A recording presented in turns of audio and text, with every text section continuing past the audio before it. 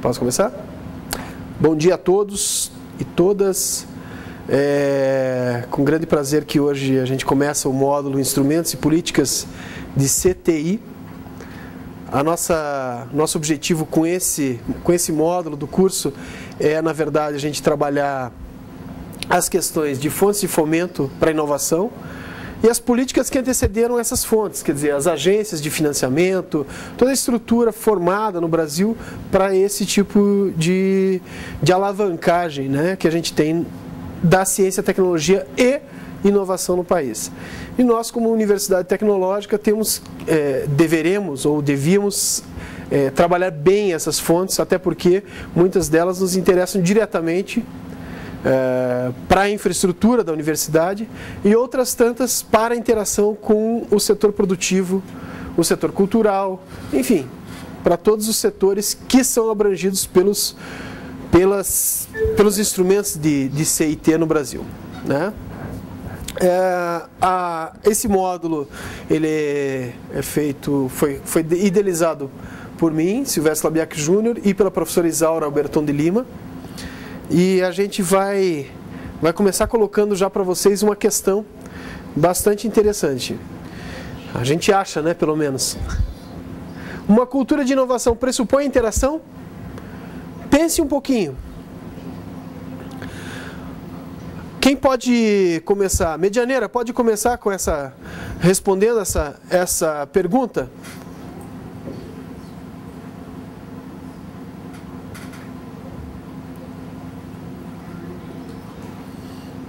Tem como abrir lá, Ronaldo?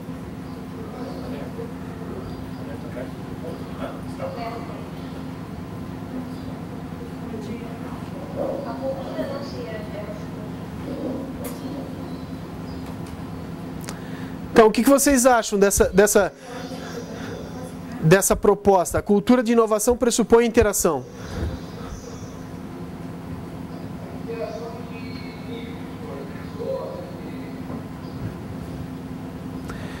A interação que a gente está colocando aí é uma interação com a sociedade, né?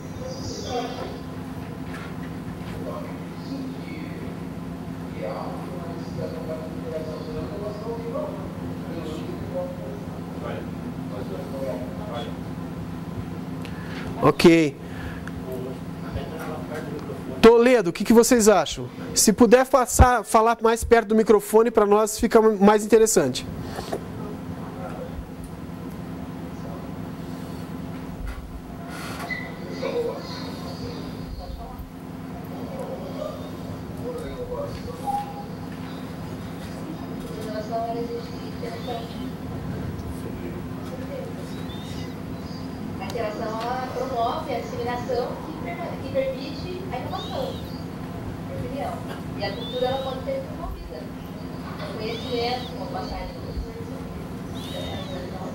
Muito bom.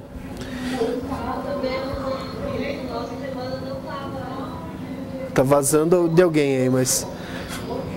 Hein, Ronaldo? Tá vazando de alguém. Tem como a gente continuar?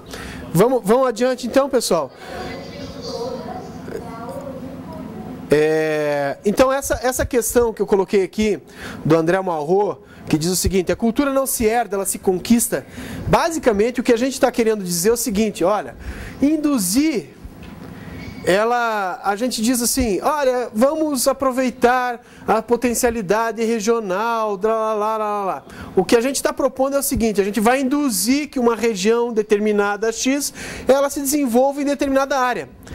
É diferente de dizer, aqui tem potencial para soja, então a gente vai plantar só soja, não vai mais desenvolver mais nada.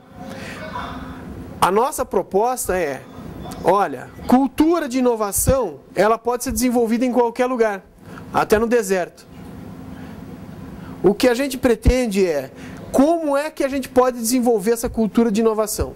Um dos tripés, ou uma das bases que a gente está falando é exatamente essa, que são as fontes e as políticas de CTI, porque absolutamente sem políticas de CTI e fontes de fomento para a inovação, nenhum país conseguiu crescer. É uma das bases, quer dizer. E aí os objetivos do nosso curso, então. Conhecer en passant, as legislações de suporte de ciência, tecnologia e inovação nacionais, identificar a origem dos recursos públicos de incentivo à inovação, compreender o que é a PITSE e a PDP, identificar editais públicos de estímulo à inovação, conhecer a formatação de um projeto de solicitação de fomento pelas agências públicas de fomento à inovação e estruturar as bases de um projeto de captação de fomento à inovação junto às agências nacionais de apoio à inovação.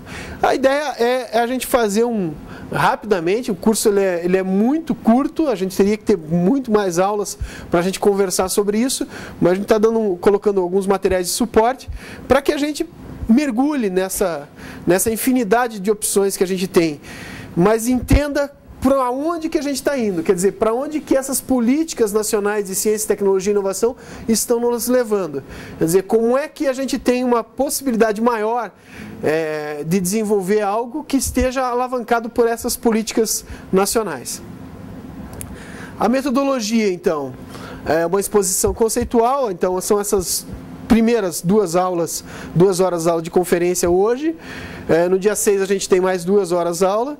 A leitura dos textos, eu já coloquei 2 capítulos de livro no Moodle. A atividade relacionada a essas políticas, primeiro a gente vai trabalhar o arcabouço das políticas de ciência, tecnologia e inovação no país, e aí essa participação num chat, né? Desenvolver atividade e participação nesse chat. Fechou a primeira aula, a segunda aula tem o mesmo módulo, a mesma configuração, porém não tem o chat. A gente começa então basicamente com o que a gente pode ter de incentivo à ciência, tecnologia e inovação, que seriam incentivos fiscais e tributários. Quer dizer, eu posso ter também, além de recurso financeiro ou recurso de RH, eu posso ter incentivos fiscais e tributários. Depois a gente vai dissecar melhor o que é isso. Subvenção econômica para pesquisa, desenvolvimento e inovação. Subvenção econômica é uma coisa relativamente nova no Brasil. A partir da lei de inovação, a gente pôde trabalhar esse conceito de subvenção econômica para pesquisa, desenvolvimento e inovação, ou seja, de 2004 para cá, a partir do sancionamento da lei e, enfim, de diminuir as suas inseguranças jurídicas, demorou um pouquinho. Então, 2005, que os primeiros editais de subvenção datam de 2006, então é uma coisa muito recente ainda para o país. Tipos de financiamento que a gente pode ter no país, com ou sem retorno, equalização de taxa de juros, quer dizer, a gente tem hoje, para a área de ciência, tecnologia e inovação, ou PDI, a gente tem taxas de juros muito mais atraentes do que as taxas de juros normais que a gente tem no mercado. A gente tem uma taxa de juros no mercado aproximada de 12%, 10, 9, enfim, até muito mais % ao ano. No caso da gente utilizar recursos para inovação, essas taxas podem chegar a 3% ao ano, 4% ao ano, 5% ao ano, o que se torna bastante interessante. Então, esse é um ponto que a gente vai trabalhar também. Recursos humanos para PDI. Isso aqui, na minha opinião e de muitas pessoas que trabalham com inovação, é onde está o cerne da coisa. Quer dizer, está nas pessoas. Então, se eu tenho condições de contratar para a minha empresa ou contratar para o meu instituto de pesquisa, para a minha universidade, pessoas sem que eu pague diretamente, a gente não chama de salário, a gente chama de bolsa para essas pessoas, para esses pesquisadores, isso se torna muito interessante, porque eu posso orientar uma pesquisa para a área definida, ou seja, a gente identifica uma área de interesse, faz um projeto, entra com a solicitação de recurso através de editais e consegue essas pessoas para trabalhar e desenvolver pesquisa, ciência, enfim, desenvolvimento e inclusive inovação em determinadas áreas com o governo, ou seja, pagando esses bolsistas. A gente vai falar um pouquinho também sobre capital de risco, ou venture capital, ou ainda eu prefiro comentar que não é o venture capital, não é capital de risco, mas sim capital empreendedor. No Brasil, extremamente novo, a gente tem uma dificuldade tremenda de emplacar o Venture Capital no Brasil, até porque essa tradução, capital de risco, pressupõe risco. E, consequentemente, ninguém quer ter muito risco em investir. Isso ainda está engatinhando no Brasil. No Paraná, diria que não está nem engatinhando. Ele não saiu ainda do berçário. Então, é uma proposta ainda muito incipiente ainda no Paraná de trabalhar capital de risco ou venture capital ou como queiram, capital empreendedor, e isso para nós ainda tem que evoluir bastante. E por último a gente vai falar sobre projetos cooperados, que volta para aquela frase inicial que seria a interação. Quer dizer, como é que eu consigo ter, ou o que eu preciso fazer dentro da minha universidade, ou dentro dessas propostas, para que a gente trabalhe essa relação. Se eu não tiver esse relacionamento com o setor produtivo, com as outras instituições de ciência, com os setores governamentais, enfim, a gente não consegue desenvolver absolutamente nada em ciência, tecnologia e inovação. A não ser que a gente tenha genialidade. Se a gente se enclausurar, a gente não tem fluxo de conhecimento externo, consequentemente o nosso conhecimento cada vez vai baixando mais. Então essa é uma das tônicas que a gente tem. Aqui a gente tem uma figura onde a gente mostra o arcabouço legal, propiciado pelo governo, basicamente. Uma figura desenvolvida pela professora Isaura, onde a gente mostra as interfaces. E o interessante dessas interfaces é que aí é que ocorre realmente qualquer interação e, consequentemente, é o que a gente diz que nessas zonas de interação é que vai acontecer a inovação. Quer dizer, se a gente tivesse só o governo de um lado, ou só a infraestrutura de outro lado, e as necessidades empresariais de outro, sem que haja essa interface, basicamente a gente não vai ter processo de cooperação. Não tendo processo de cooperação, a gente não vai ter esse relacionamento. Não tendo esse relacionamento, a gente não vai utilizar as fontes de fomento que existem aí, que pressupõem essa interação. Quer dizer, no arcabouço legal já trata muitas vezes dessa interação proposta entre academias, entre centros de pesquisa e setor produtivo. Quer dizer, está lá no arcabouço legal já. Não é uma questão da gente querer ou não querer. Para a gente poder utilizar o arcabouço legal, a gente tem que fazer. Ou seja, se a gente não fizer, a gente não pode utilizar as linhas de fomento que existentes no país. Então, a gente vai falar um pouquinho sobre lei de inovação, um pouquinho sobre lei do bem, um pouquinho sobre fundos setoriais, comentar alguma coisa sobre CNPq, BNDES, financiadora de estudos e projetos, que é a FINEP, e falar um pouquinho sobre as nossas infraestruturas. Quer dizer, a gente vai olhar para os nossos campi e identificar, pô, isso aqui, realmente a gente tem competência, a gente tem um ativo de conhecimento aqui que está sendo pouco explorado ou que não está sendo explorado e que poderia ser explorado.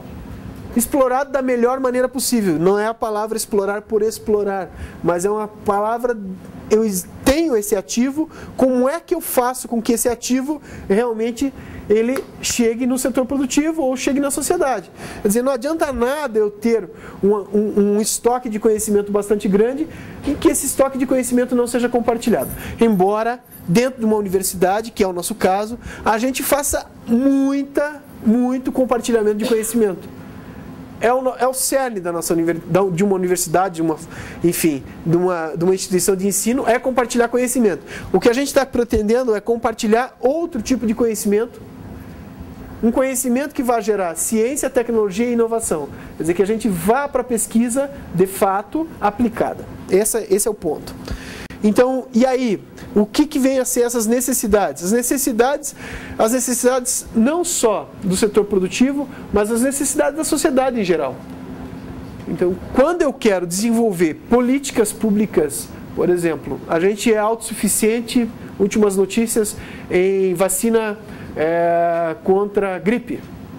Há 4 anos atrás, nós não éramos autossuficientes em vacina contra a gripe.